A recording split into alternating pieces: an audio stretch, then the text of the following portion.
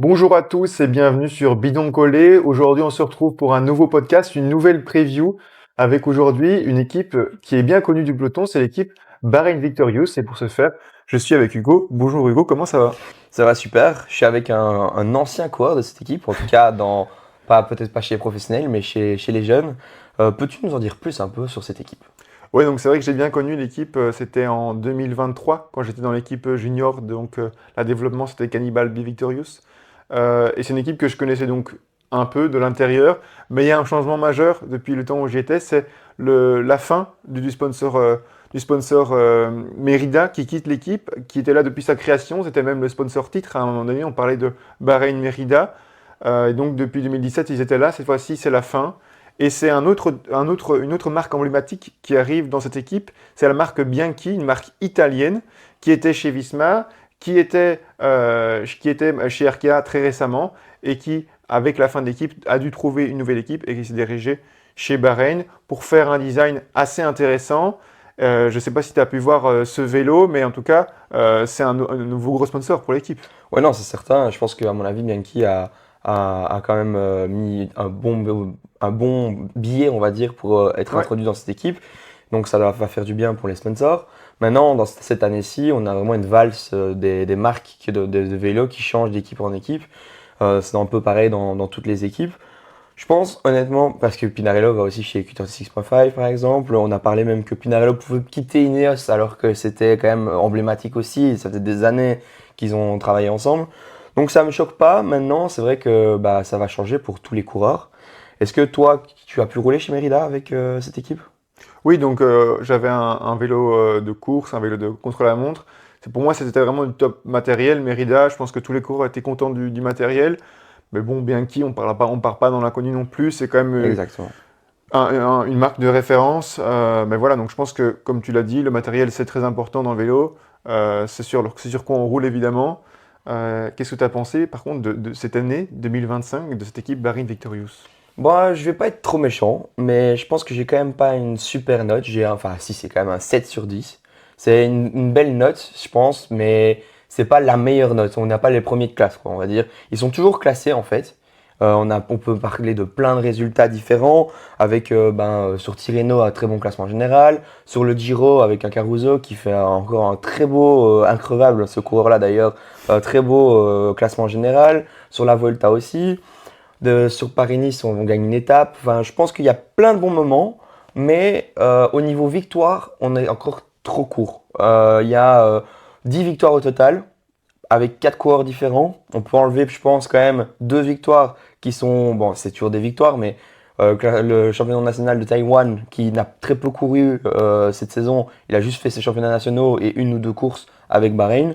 On peut pour moi les enlever. Ça fait 8 victoires professionnelles pour 3 coureurs. Je trouve que c'est quand même trop peu pour cette équipe qui est, comme tu l'as dit, emblématique. Oui, tout à fait. Et oui, victoire, effectivement, mais seulement 3 en World Tour. Ouais. 3 World Tour et par un seul coureur, on va y revenir, Lenny Martinez, qui sauve quand même un peu cette saison au sein de cette équipe. Donc j'ai mis la même note que toi, je ne suis pas très original pour le coup, 7 sur 10. Pourquoi? Je ne mets pas plus, parce que cette équipe, ok, elle fait le taf, mais elle vise plus haut, elle a un budget pour viser plus haut aussi. Sa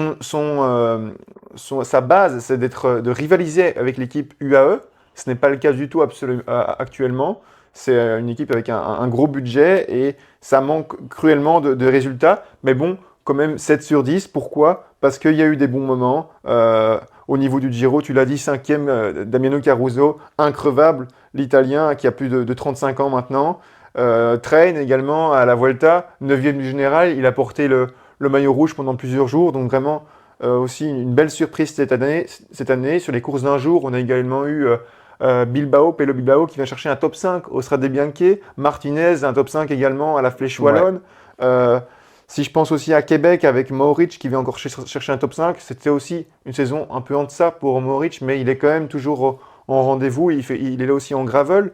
Donc on a une équipe qui est là un peu sur tous les terrains, mais jamais vraiment au top niveau. Et moi, pour moi, ce qui manque vraiment à cette équipe, c'est un sprinter.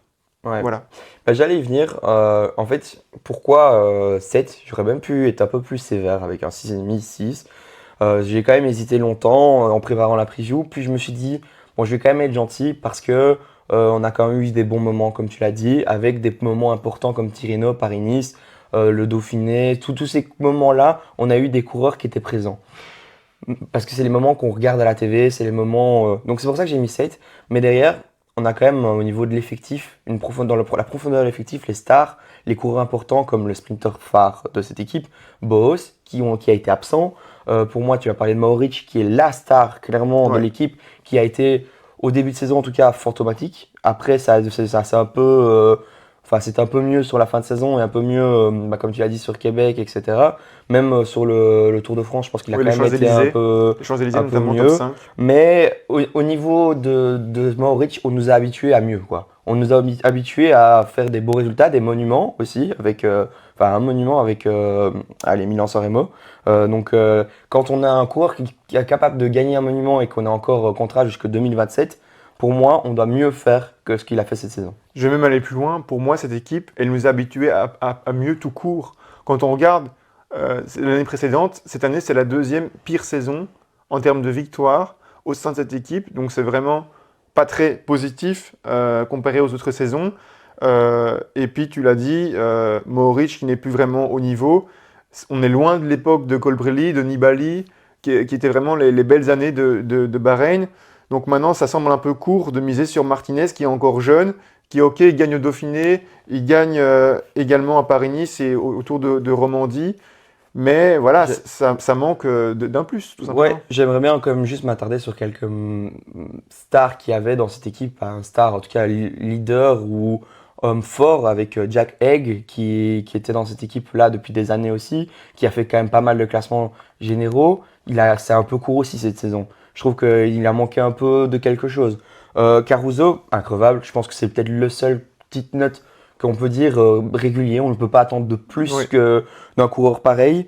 On a Tran, tu as raison, qui était très fort sur la Volta, qui a fait des beaux petits résultats, qu'on pouvait attendre pas forcément mieux. Je trouve que sa saison était plutôt correcte aussi.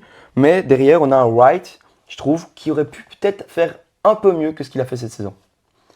Ouais, bon, pour moi, tu veux que je réagisse sur quelques cours, parce que là, Ah, t'en as cité. je sais Mais, pas, c'est que tu veux. ok, donc on va reprendre dans l'ordre. Jack Egg, je pense qu'effectivement, il n'a pas fait une très bonne saison et que c'est pas pour rien qu'il part aussi. Il part Ouais, chez Ineos, mais ça faisait des années qu'il était là. C'est un bon lieutenant, il peut donner un coup de ouais, main, il peut avoir son rôle de leader.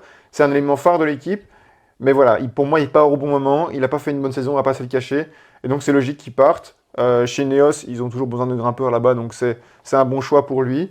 Et puis, pour la suite, Thorsten Train, je vais pas être trop sévère parce que Thorsten Train, c'est quand même un coureur une belle avec un histoire. storytelling, une belle Ouais, histoire. Il revient de très loin. Il a été diagnostiqué du cancer des testicules en 2022 via un test antidopage, comme quoi ça a ouais. parfois des bons côtés, les tests antidopage dans la vie d'un coureur. Aujourd'hui, on est en 2025, mais déjà en 2024, il était revenu avec une victoire d'étape au Tour de Suisse. Et cette année, il prend le maillot rouge à la Volta. C'est quand même une Une belle très belle histoire. revanche pour lui. Ouais, c'était une très, très belle saison pour moi, pense pour lui. Mais au niveau de Wright et au niveau de Egg plutôt, je trouve que c'était quand même un peu léger, je trouve. Ouais. Et Thorsten Train, du coup, qui revient à la maison, j'ai Ouais, envie de dire. c'est vrai. L'équipe norvégienne, une OX pour un Norvégien, c'est quelque part logique. Est-ce que pour toi, ce départ était inévitable? J'étais quand même surpris de l'apprendre si tard, en fait, parce qu'on a eu l'annonce, nous on avait déjà tourné la preview InnoX carrément, parce qu'on s'était pris en avance. Donc annoncer un coureur en décembre comme ça, aussi important pour Oui. cette équipe, je trouve ça fou. Mais franchement, c'est trop bien, parce que moi personnellement je suis fan du InnoX et de toute l'histoire, le concept qu'il y a derrière. Et avoir un Johannessen et un train l'année prochaine, ça va être vraiment le feu. J'espère qu'ils vont pouvoir collaborer ensemble de manière positive plutôt que négative. Je suppose que s'il est arrivé, il sait le rôle qu'il va avoir. Mais moi, j'aimerais bien revenir sur un autre coureur. C'est Tiberi de cette équipe Bahreïn. Est-ce que tu es satisfait de cette saison de Tiberi? Non, bah, c'est clair, il n'y a pas il y a pas de classement sur un grand tour. Quand on s'appelle Antonio Tiberi, qu'on est le leader des classements des grands tours chez Bahreïn, on ne peut pas être satisfait maintenant. Il a quand même fait des bonnes courses par étapes, mais sur une semaine.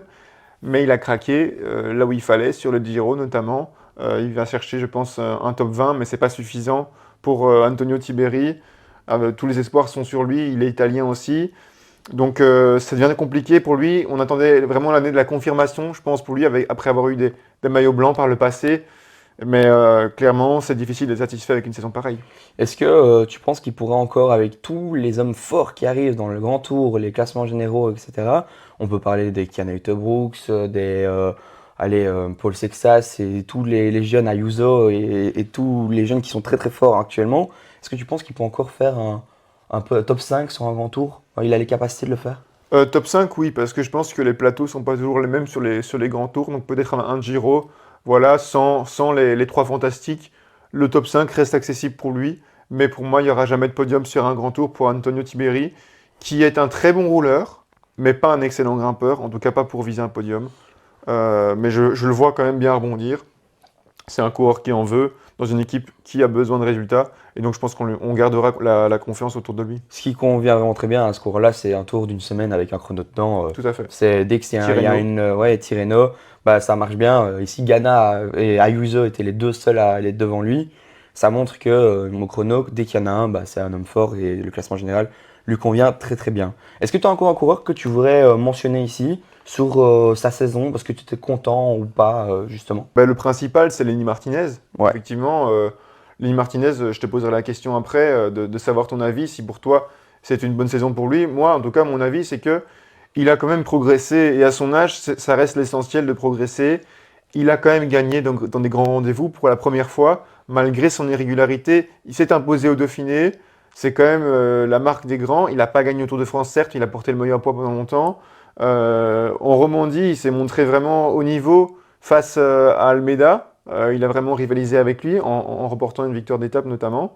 Il gagne également à Paris-Nice aussi, une très très belle victoire punchy devant des coureurs comme Jorgensen, Vingegaard. Donc c'est vraiment pas n'importe quoi. Maintenant, les classements généraux sont toujours pas là et l'attente est vraiment énorme du côté français. Toujours pas de vainqueur du Tour de France et c'est pas encore gagné pour Lenny. Mais pour moi, la saison reste positive. C'est vrai que je te rejoins au niveau de sa forme et de sa puissance explosive. En tout cas, il a encore progressé énormément cette année. Parce que, comme tu l'as dit, sur une étape, il peut devenir très très fort. Mais le problème, c'est clairement sa régularité. Et là, c'est peut-être le point le plus important pour remporter un grand tour. Et l'air de rien, sur les chronos aussi, c'est un coureur qui doit encore évoluer quand même sur le chrono pour pouvoir espérer faire un classement général. Ouais, clairement, le chrono, c'est inévitable si on veut envisager gagner le Tour de France un jour. Donc il y a encore du chemin à faire pour Lenny, mais je pense qu'il faut déjà se satisfaire de ce qu'il donne actuellement. C'est déjà du très très haut niveau. Et pour qu'il continue un peu sur les transferts sortants qu'on avait déjà abordés, donc on a dit Ouais. Jack Egg chez Ineos, on a dit Train chez UnoX, on a cité White sans vraiment en parler, donc je voudrais revenir sur Fred White qui a 26 ans, choisit un nouveau départ, il part donc chez Q36.5, une équipe qui se renforce énormément. Et pour moi, c'est la grosse perte du mercato de l'équipe Bahreïn Victorious, puisque Jack Egg, c'est un coureur qui gagne pas beaucoup. Il a une seule victoire en carrière, ok. Il a gagné, c'était le championnat national en 2023 de son pays, de la Grande-Bretagne. Mais à part ça, il brille partout. Il est capable de remplacer quand le sprinter n'est pas là. Il est capable d'aller chercher un résultat sur une classique, sur une étape. Et donc, c'est vraiment un coureur de régularité, une valeur sûre. Comme en témoigne sa quatrième place, c'était au René Tour, derrière des coureurs comme Arnaud Delis, Mathieu Van Der Poel, Tim Wellens. Donc c'est le quatrième homme sur une épreuve Ouais. pareille, de très haut niveau. Ça montre qu'il est vraiment très performant. Et donc pour moi, c'est vraiment la grosse perte de cette équipe dans laquelle il manque, selon moi, d'un sprinter de classe mondiale. Et donc perdre un Fred White, ok, c'est pas un vrai sprinter, mais c'est un coureur qui score. Et ce sera très très compliqué de le remplacer. Bah, je te rejoins totalement. C'est peut-être celui qui tenait la baraque sur les classiques flandriennes quand il le fallait pour cette équipe, qui n'a pas clairement pas un pôle flandrien très fourni. Lui, il est là, il est capable, comme tu l'as dit, de faire un sprint quand il faut. On a vu une deuxième place sur le Dauphiné cette année avec un sprint où il a pu s'intercaler, il était bien placé et hop, comme il est bien placé, il fait un bon résultat. Ouais. Et donc ça permet déjà, même au niveau des points FCI, d'être encore là et encore en avoir de plus en plus. Et surtout sur les monuments, c'est un coureur capable, sur un Paris-Roubaix, d'aller faire top 10. Il fait 9e ici, cette année au Voilà. Paris-Roubaix. Donc ça montre qu'il a le talent pour. Maintenant, c'est sûr que pour un leader, si on devait en choisir un leader, ce serait pas le leader le plus fort de toutes les Oui, équipes, mais c'est celui qui tenait la baraque. Et je suis persuadé qu'au niveau du budget, il demandait peut-être certainement, enfin énormément moins oui. que les plus grands stars qu'il y a dans le peloton. Oui, tout à fait.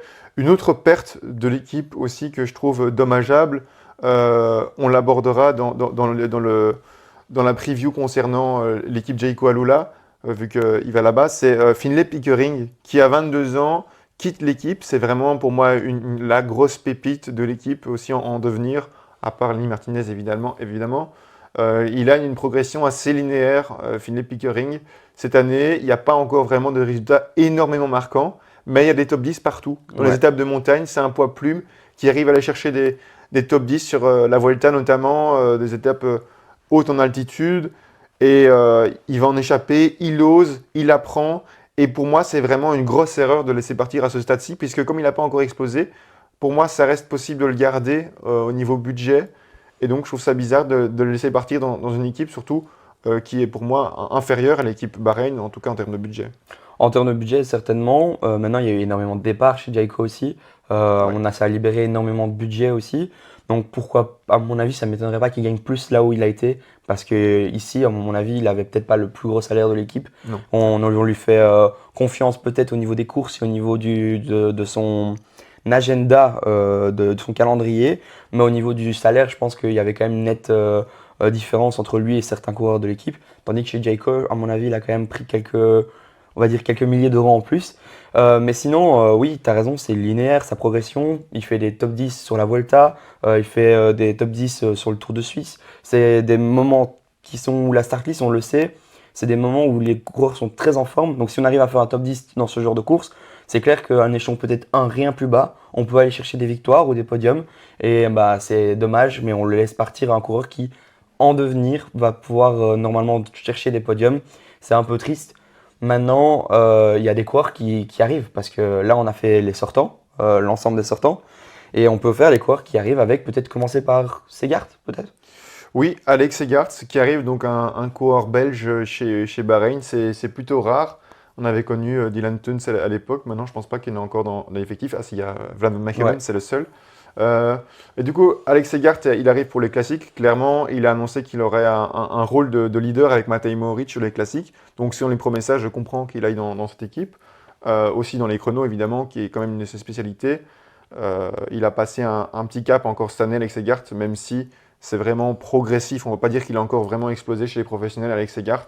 Mais bon, il a encore 22 ans, il a encore le temps. Est-ce que pour toi, c'est vraiment le transfert décisif pour lancer sa carrière? Décisif pour lancer sa carrière, je pense pas, parce qu'il a été déjà quand même assez connu en Belgique, en tout Oui, cas au niveau de son nom. Il a un fan club, c'est quelqu'un qui a vraiment une bonne réputation en tout cas. Il était déjà très fort dès qu'il a commencé à être chez les Espoirs, il était déjà très très fort. Maintenant, je m'attendais à son passage chez les professionnels à avoir le déclic d'avoir gagné encore plus de puissance. oui, Et là, sur les courses d'un jour par exemple, sur les chronos, on sait qu'il est toujours très très fort. Peut-être pas à la puissance d'un Evenepoel oui, oui. ou les coureurs spécialistes, les meilleurs spécialistes du monde.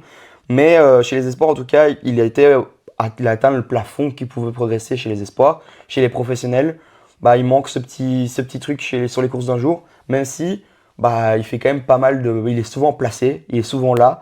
Comme par exemple sur le Tour des Flandres, il est encore dans le top 25-30. C'est quand même pour une course aussi dure pour un coureur comme lui, ça montre qu'il est quand même très fort, mais il manque le petit truc pour être dans le top 5 d'une classique flandrienne par exemple. Est-ce que du coup, pour toi, c'est pas trop ambitieux de le mettre en leader alors qu'on sait que, ok, il a déjà fait les top 30 sur des grandes classiques, mais il n'a pas encore vraiment prouvé sur les classiques?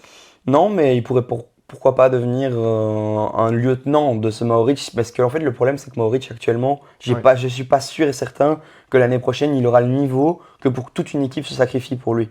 Et là, c'est bien d'avoir un coureur comme bah, justement Segard qui a encore une marge de progression, je pense, sur les 3, 4, 5 prochaines années, qui pourrait atteindre potentiellement un top 15, top 10 de justement un Tour des Flandres ou à travers la Flandre aller faire un podium par exemple. Ça, ce serait incroyable pour qu'un Segard fasse podium sur un à travers la Flandre. oui.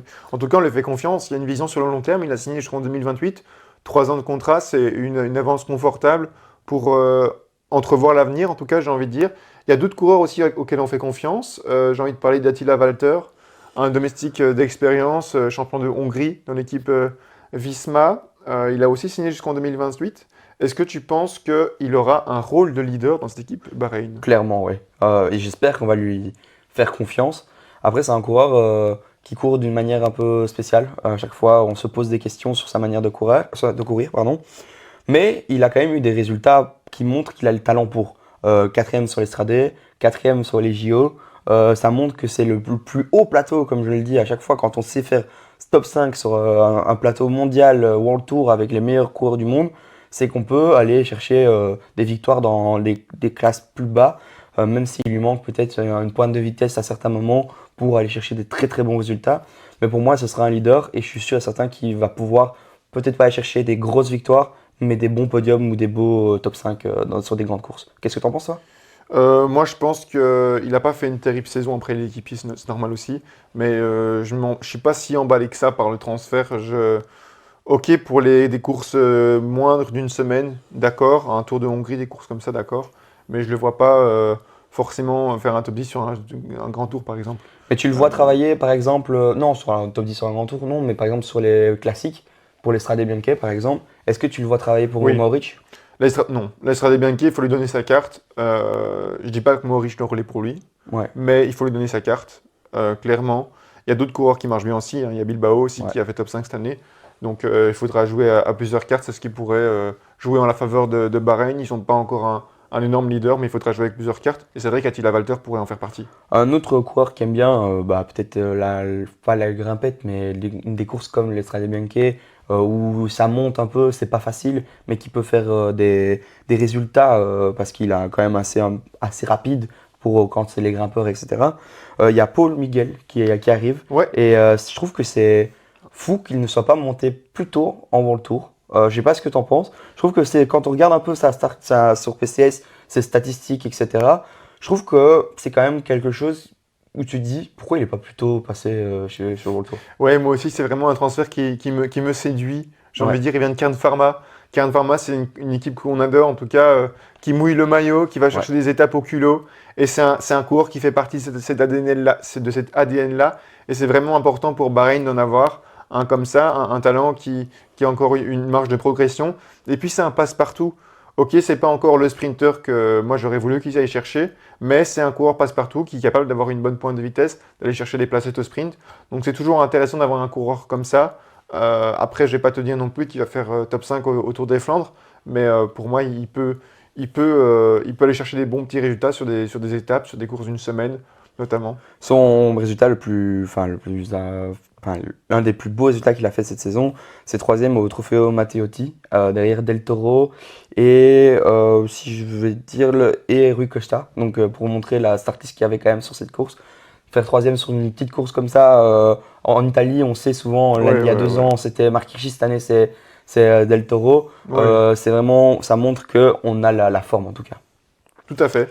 Je propose de continuer avec les développements qui passent dans l'équipe pour Ouais. World Tour. Il y a deux cohortes du pôle développement. Un pôle développement qui s'appelait avant Friuli, désormais c'est vraiment Bahreïn Victorious Développement.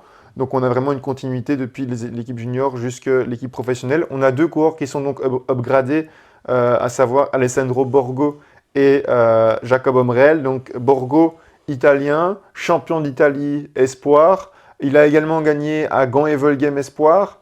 Est-ce que tu penses que c'est un coureur qu'on pourrait déjà envisager cette année, le voir sur des classiques?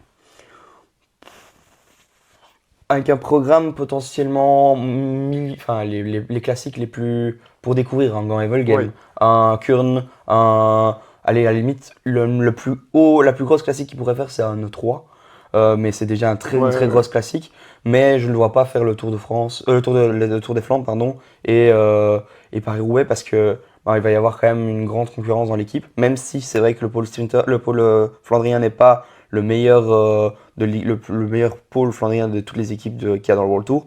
Mais ça va être dur de prendre sa place. Et il faudra que déjà tout se passe bien au début de saison. Maintenant, on n'est pas à l'abri d'une explosion et qu'on le mette dans avec des chutes, des blessures, qu'on le mette dans l'équipe.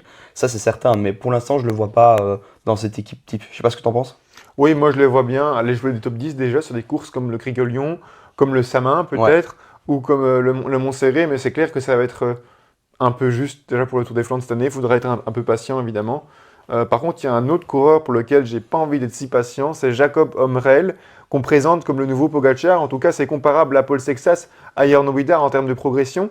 Et c'est un coureur qui sait tout faire. Il a gagné Paris-Roubaix chez les juniors, et cette année, il gagne le Giro U23. Donc ça montre qu'il est très polyvalent, un peu comme Pogacar finalement. Mais ce qui lui manque encore de sa progression, c'est le chrono. Est-ce que pour toi, tu penses que c'est un futur grand en devenir?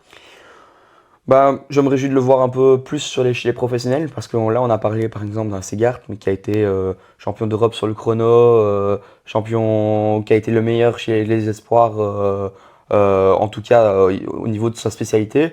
Et ben lui, il a été très bon chez les espoirs, il a gagné le Giro Espoir.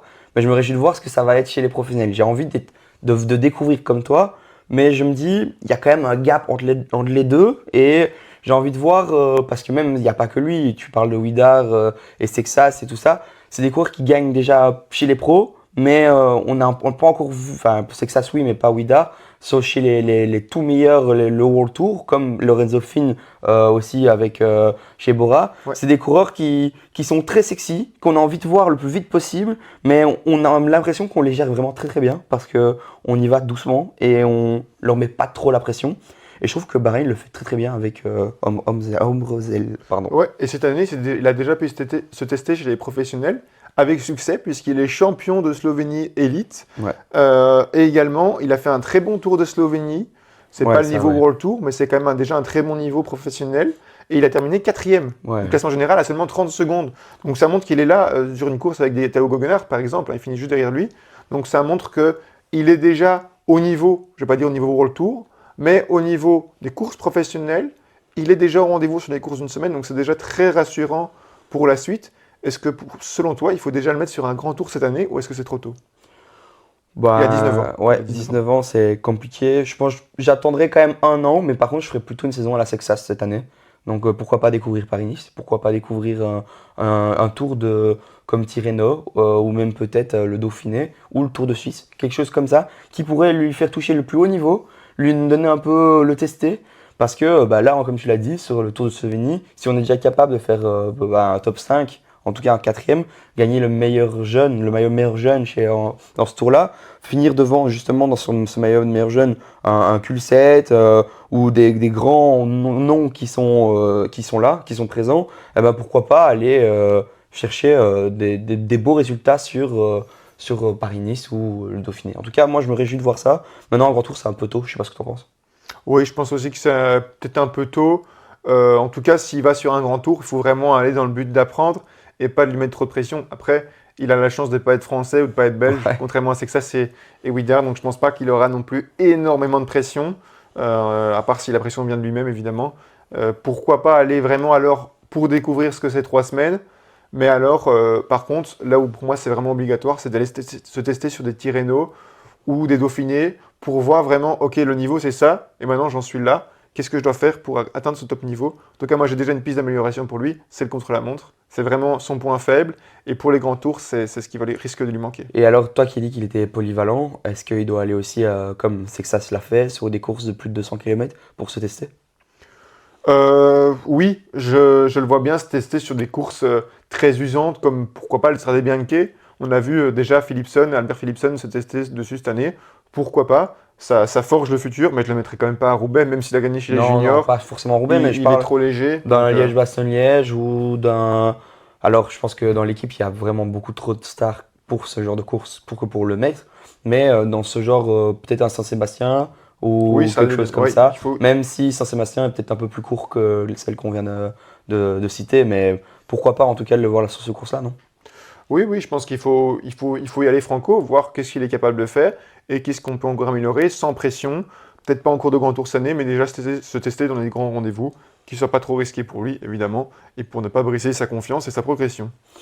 Voilà, on a fait, je pense, les entrées et les sortants. Est-ce que tu penses qu'ils perdent plus que ce qu'ils gagnent ou l'inverse? Pour moi, c'est plus de pertes que de Ok. bénéfices. Clairement, quand on voit, je vais redire les noms pour qu'on se remémore, Jack Egg, Fred White, Train, Finlay Pickering, les entrants majeurs, je cite, donc Segart, Walter, Borgo, Omrel, Pau Miguel, ça claque quand même moins. Après, il y a du futur, je dis pas, il y a quand même des coureurs assez jeunes qui sont recrutés, donc peut-être qu'ils vont éclater plus tard et que je me trompe totalement.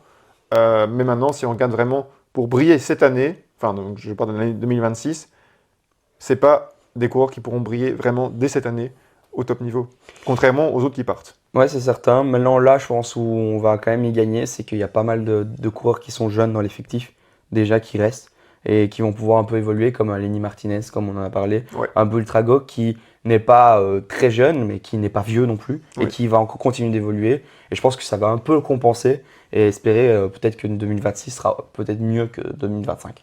En tout cas, c'est clairement une équipe qui a changé de mentalité. J'ai l'impression depuis ses débuts où elle misait plus sur des anciens, des coureurs expérimentés. Ils ont pris Nibali en fin de carrière, ils ont pris Colbrelli aussi. Maintenant, on a clairement une dynamique qui est tout autre, avec des leaders qui sont Lenny Martinez, Tiberi qui est pas si vieux finalement. Il est encore maillot blanc il n'y a pas si longtemps. Donc, il y a vraiment une continuité maintenant depuis les équipes de jeunes qui commencent à se construire et c'est assez intéressant. Contrairement par contre à UAE, qui est leur grand rival. UAE n'a pas encore ce pôle de formation qui est vraiment présent. Ils vont vraiment directement chercher les grosses pépites avec beaucoup d'argent. Bahreïn par contre se construit un pôle développement qui monte vers l'équipe première. Et donc ça commence à être vraiment très intéressant quand on voit qu'ils arrivent à attirer Omrel. Ça aurait été peut-être pas le cas s'ils n'avaient pas d'équipe de développement. Non, surtout, bah, comme tu l'as dit, ça vient de chez les jeunes, les jeunes juniors. Nous, on a pu commenter bah, quand même le Kaiser cette année. On a vu que déjà chez les jeunes, on est en train d'introduire ce sens de la course, cette manière de courir, essayer de vraiment faire une vraie équipe, souder les coureurs pour essayer de les faire peut-être rester chez les espoirs, pour essayer de les faire passer professionnels après. C'est vraiment, on va au bas de la pyramide pour essayer de les faire monter le plus haut possible. Et c'est peut-être la meilleure solution que pour avoir les pépites, comme tu l'as dit. Et c'est sûr et certain que si on sait que l'équipe développement a la chance de donner ses coureurs à l'équipe professionnelle, bah les juniors, ils y vont dans les équipes développement. Si on commence à ne pas avoir de coureurs de l'équipe développement qui montent chez les professionnels, bah c'est là où ça devient moins intéressant pour les jeunes de choisir ces équipes-là. Et je pense que là, Bahreïn fait très bien de justement choisir 2 coureurs à monter dans l'effectif. Comme ça, déjà, c'est un moindre coût, je pense, pour certains. Parce que je ne suis pas sûr que Borgo va coûter très cher au niveau Ouais. des finances. Mais au moins, on le met dans l'équipe, quitte à le bouger dans 2 ans si ça ne va pas. Mais on laisse une chance à un coureur qui est à en devenir. Et donc, je trouve ça très, très beau. Moi, j'ai une question plus pour un débat avec toi. C'est au niveau du sprint. On en a parlé au début. Ouais. Est-ce que tu crois qu'une équipe comme Bahreïn, qui est souvent dans le top 10 ou dans le top 12 UCI, doit se contenter d'un Bose, par exemple? Non, pour moi, la grosse erreur, elle a été commise il y a 2 ans de ça, en laissant partir Jonathan Milan. C'est aussi une question d'argent, évidemment. Ouais. Lidl Trek, c'est aujourd'hui un des plus gros budgets du World Tour. Ils ont sans doute proposé plus que Bahreïn, mais laisser partir un Milan, à ce moment-là, c'était vraiment se tirer une balle dans le pied et le remplacer par un Phil Bowes, c'est clairement pas suffisant. Avec tout mon respect pour lui, évidemment, il a été recherché aussi des bons résultats à des moments. Mais pour te donner un exemple, un coureur comme Zambanini marque plus de points que Bowes sur cette année. Donc ça montre que Bowes n'est pas encore au top niveau mondial. Je le classe un peu en dessous du top 10 au niveau du sprint. Donc pour moi, c'est pas encore suffisant pour aller gagner une étape sur un grand tour, en tout cas sur le Tour de France. Quand on parle d'une équipe Bahreïn, ça reste essentiel d'avoir un sprinter de haut rang.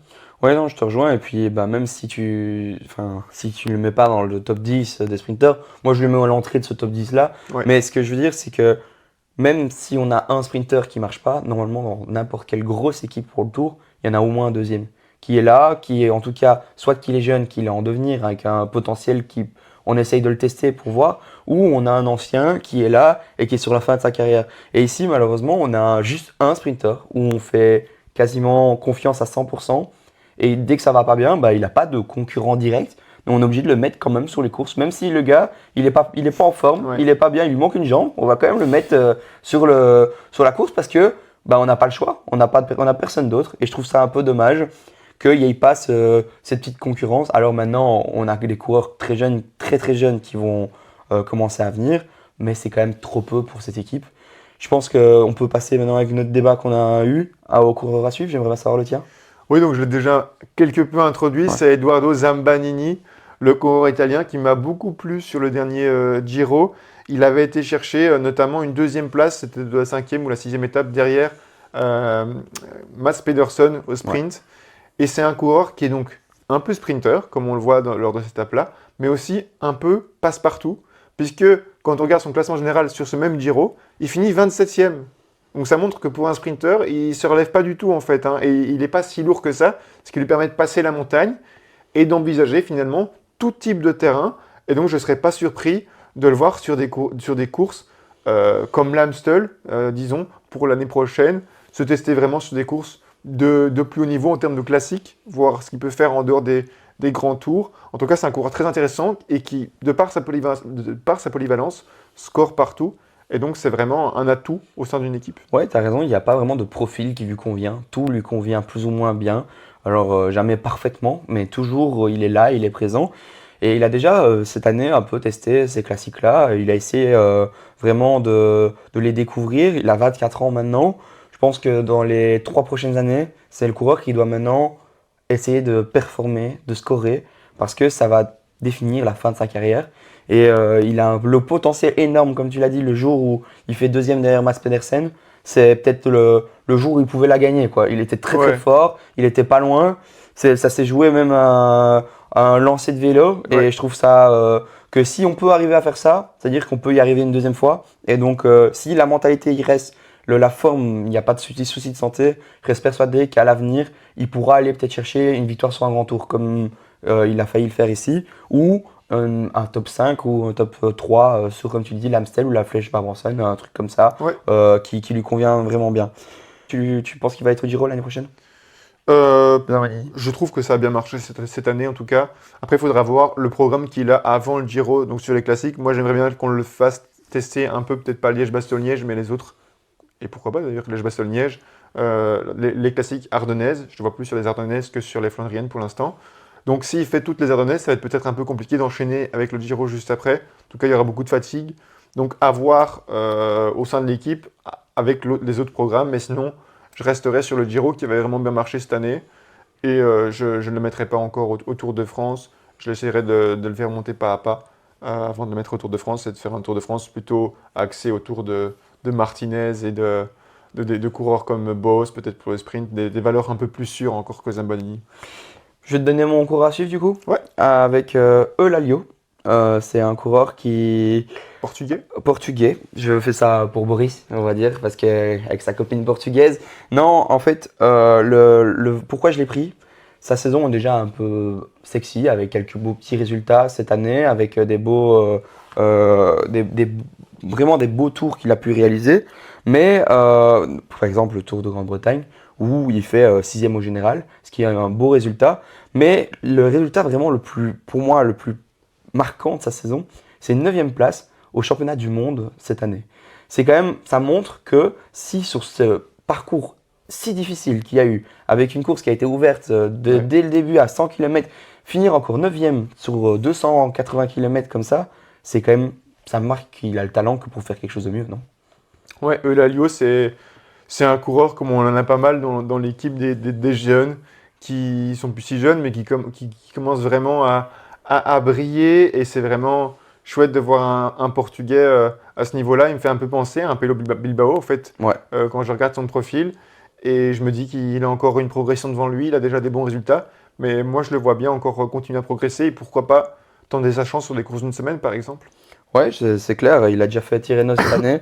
Il finit pas parce que certainement une chute, mais en tout cas, moi je me réjouis de le voir l'année prochaine. Et s'il a pu passer ce cap-là, cette saison-ci, pourquoi pas arriver direct à fond au début de saison et faire un bon résultat, de petite course espagnole au début, pourquoi pas? Oui, pourquoi pas. Et est-ce que selon toi, il doit aller sur un Tour de France, par exemple? Ouf, là ça devient un peu. Peut-être il n'y aura peut-être pas la place dans l'équipe que pour le mettre, mais en tout cas, il a déjà fait un grand tour cette année. Pourquoi pas aller faire peut-être Giro et en fonction de ce qui commence à se finir, le Giro s'il est cramé ou pas, aller donc soit sur la Volta aussi, ou plutôt faire les courses Québec, Montréal, etc., qui peuvent potentiellement, si ça devient dur, lui convenir, mais c'est quand même difficile de savoir comme ça déjà maintenant en Ouais. l'intersaison pour les coureurs, sachant qu'on ne connaît même pas le programme des vrais leaders comme Lenny Martinez ou Bultrago, qui sont encore, c'est pas encore prédéfini quoi. J'allais venir justement, celui qui se vend le mieux au sein de cette équipe, donc Lenny Martinez, où est-ce que tu le vois au niveau de son calendrier cette année? Est-ce qu'il doit retourner au Tour de France quand on a vu les hauts, mais aussi les bas qu'il a pu vivre en juillet? C'est difficile de louper le Tour de France quand on est français et qu'on est pas une star, mais je veux dire un des leaders de l'équipe. Quand on peut avoir le choix, ben, je pense qu'on choisit quand même le Tour de France. Et c'est ce qui va certainement se passer ici, même si j'aurais vraiment envie de le voir sur un Giro, parce que souvent en plus il y a des arrivées punchy. Cette année en plus, je pense que c'est Thibaut Neis qui y va parce qu'on sait Ouais, que ça lui convient bien. Et ben Lenny Martinez, bah c'est pas le même profil que Thibaut Neis, mais sur des arrivées punchy, il peut un peu rivaliser avec Thibaut Neis. Et pourquoi pas porter le maillot rose sur la première semaine, ce qui pour moi est une saison réussie quand on porte le maillot rose sur une semaine. Bah lui, ça devrait être un objectif pour lui, mais j'ai quand même du mal à le voir là-bas. Et je pense que Buitrago et Lenny Martinez vont tous les deux, de toute manière, sur le Tour de France. ouais. Il avait déjà porté le maillot rouge à la Vuelta, Lenny Martinez. Ouais. Ce serait effectivement incroyable s'il pouvait porter de nouveau un maillot. Mais je pense que toute la France espère qu'il se soit le jaune, évidemment, mais il y a beaucoup de pression sur ses épaules, donc je pense qu'il faut pas trop lui en mettre et espérer tout simplement qu'il continue sa progression et espérer à Bahreïn qu'elle retrouve sa superbe pour cette saison de 2026. Est-ce que justement, tu peux nous dire ton classement pour 2026? Ben, je pense qu'avec Bidon Collet, on s'était mis d'accord pour les mettre 13e, donc plus ou moins au niveau du classement aussi qu'ils étaient cette année. Ouais. Un rien en deçà, peut-être quand on voit les départs qu'ils ont subis malheureusement, au niveau du budget aussi. Ils n'ont pas encore le meilleur budget du World Tour, donc c'est difficile de garder tout le monde aussi. Ouais. Donc je pense que 13e, c'est une place qui est réaliste, mais à la fois un peu triste quand on sait l'ambition de l'équipe, mais aussi le budget et les qualités qu'il y a au sein de l'équipe. Mais je pense que c'est une 13e place qui va vers un mieux, dans le sens où il y a un investissement sur le long terme avec tous ces jeunes talents qui arrivent. On a parlé d'Omrel. Dans 2-3 ans, je suis sûr qu'il rapportera énormément de points à l'équipe et qu'on pourrait les revoir 6, 7, 8e, et si pas mieux peut-être à l'avenir encore. Ouais, bah, je pense que le top 10, en fait, c'est très dur d'y arriver. C'est clair. Maintenant, il y a des bonnes équipes qui vont peut-être avoir des petits coups de mou dans la saison 2026. Mais en tout cas, chez Bahreïn, c'est parce que le manque de victoires, en fait, et le manque de sprinters fait qu'on les a mis peut-être un peu plus bas que le top 10. Maintenant, ça reste à chaque fois très serré entre la 8e et la 13e, 14e place. Donc pourquoi pas aller voir un tout petit peu plus haut, mais j'ai quand même des doutes de le voir dans le top 10 cette saison. Tout à fait, en tout cas, merci beaucoup pour cette vidéo. C'était un plaisir de parler de cette équipe avec toi. Et vous, n'hésitez pas à dire votre avis sur cette saison 2025 et vos attentes pour la saison 2026, notamment autour de la star, Lenny Martinez, les attentes. Est-ce qu'on peut espérer de lui d'aller remporter le Tour de France un jour? En tout cas, donnez vos avis en commentaire. Merci beaucoup et à bientôt.